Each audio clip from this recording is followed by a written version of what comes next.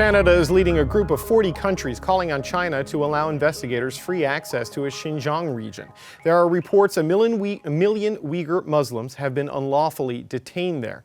But China has fired back, calling for an investigation into human rights abuses right here in Canada. We are deeply concerned about the serious human rights violations against the Indigenous people in Canada. Historically, Canada robbed the Indigenous people of their land, killed them, and eradicated their culture. We call for a thorough and impartial investigation into all cases where crimes were committed against the Indigenous people, especially the children. Okay, for more insight into China's strategy here, Guy Saint-Jacques. He served as Canada's former ambassador to China. He is in Montreal. Guy Saint-Jacques, welcome back to the show. Thank you for the invitation. I want to start with what Canada has done here on behalf of its allies, calling for international access to investigate human rights violations predominantly aimed at the Uyghur Muslim minority. They've been quite diplomatic up until this point. So how significant is it that Canada is leading this call? Well, I think it's quite significant, and it's part, I think, of the new strategy that we are starting to see the outline of that strategy. Let's recall that a few months ago we saw Canada spearheading this declaration against hostage taking by states. We saw, of course, the adoption of the resolution by the House of Commons on the genocide in Xinjiang. And I think that people in Ottawa feel emboldened by the new U.S. administration that is clearly more supportive for a tough approach on China, not shying away when there are difficult questions to raise. And I think for Canada, it's a question of fundamental values that are at play.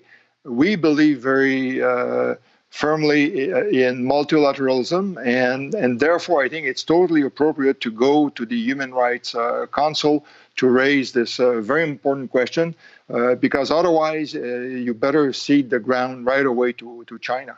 You know, when this did come to the vote in Parliament earlier this year, you mentioned Cabinet abstained from calling this a genocide, saying they wanted an investigation and a formal process. This feels like this could be the start of that. Is that your read of it, that if this leads to the obvious conclusion that the Cabinet may in fact recognize it as a genocide?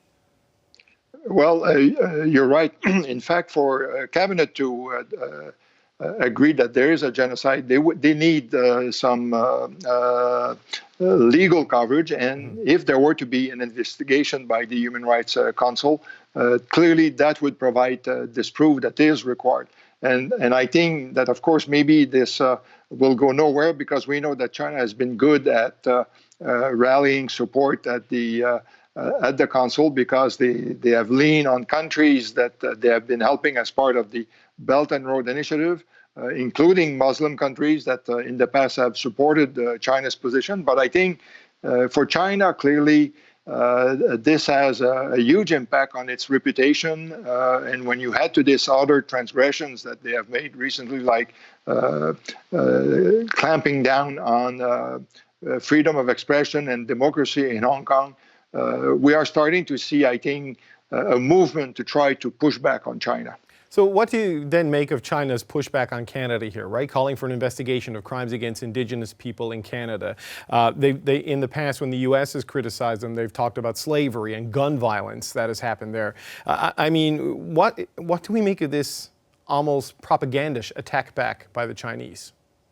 Well, I think they are clearly trying to distract public opinion, but the reality is that, in fact, in Canada, we had, as the Prime Minister indicated earlier today, we had the Truth and Reconciliation Commission that had the hearings and worked on this issue for 7 years. There has been no such thing in China, and China will never allow a complete investigation to take place, because clearly they would be found at fault. There would be a conclusion that there is a genocide going on. Xi Jinping has too much at play, because this is an important year for him. This is the 100th anniversary of the founding of the Communist Party of China. He wants to demonstrate that the party is the best way for China to move ahead. But I think that at some point they will have to make a concession. You mentioned truth and reconciliation. The Prime Minister used that in his rebuttal today when asked about the criticism from China. Is that the effective way for Canada to deal with this in terms of pushing back against the criticism coming from the Chinese government? I think it is. In fact, I recall when I was in China and when Prime Minister Trudeau visited for the first time at the end of August 2016, he raised human rights issue, and he premised that by saying that Canada had a sad story when it comes to First Nations, but he said, we have been very open about this. We have investigated. In fact, the report that just come out, I think, by the time that he had come to Beijing, and he called on the Chinese leadership to be more open. In fact, since that visit, as we know, the situation in Xinjiang has deteriorated to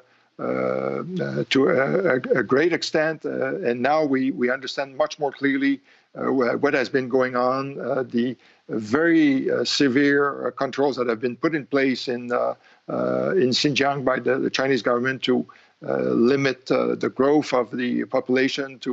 We have seen the fertility rate going down, and of course, this huge camps where they are trying to indoctrinate people.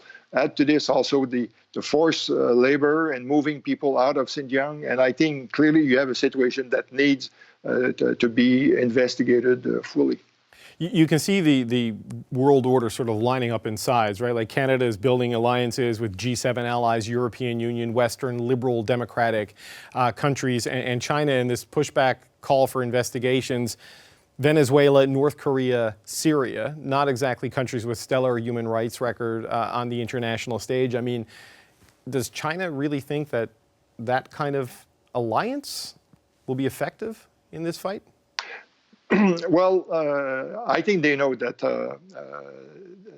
their reputation has been tarnished, and they know also that they need the Western world if they want to achieve their economic goals to become a superpower by 2035 with a higher GDP than the United States. But let's recall also that now with the U.S. administration being more forceful on human rights transgressions by China, with President Biden having talk of this alliance for democracy, I think we are at the stage where G7 countries and other democracies will want to consult each other to try to align their strategy and coordinate better.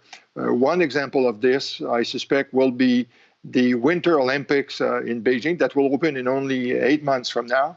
I think that what we will see is that Western countries will boycott the opening ceremonies, and this will be to send a clear signal to China that they have to change the way that they are dealing with human rights in Xinjiang. How will we know if it's working? Just as a final point, I mean, the Canadian context, we look at Michael Kovrig and Michael Spavor. It's now been 925 days in Chinese custody for them, and the calls for the investigations with the Uyghurs. I mean, we can see the moves, we can see the alliances. How can we measure the success or lack of success? Well, I think there's been an important result by the strategy that has been followed by the Canadian government after the arrest of the two Michaels to rally international support. Clearly, this was something that took China by surprise.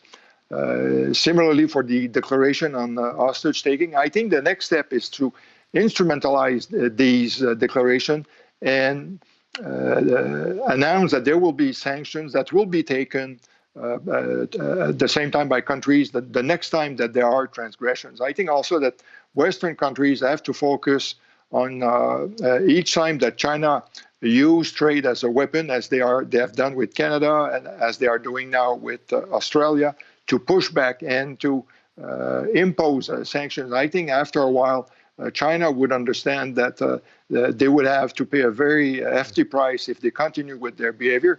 Let's recall that 19% of China's GDP is based on Chinese exports, and so they need to keep markets open. They need to receive foreign investment for their growth.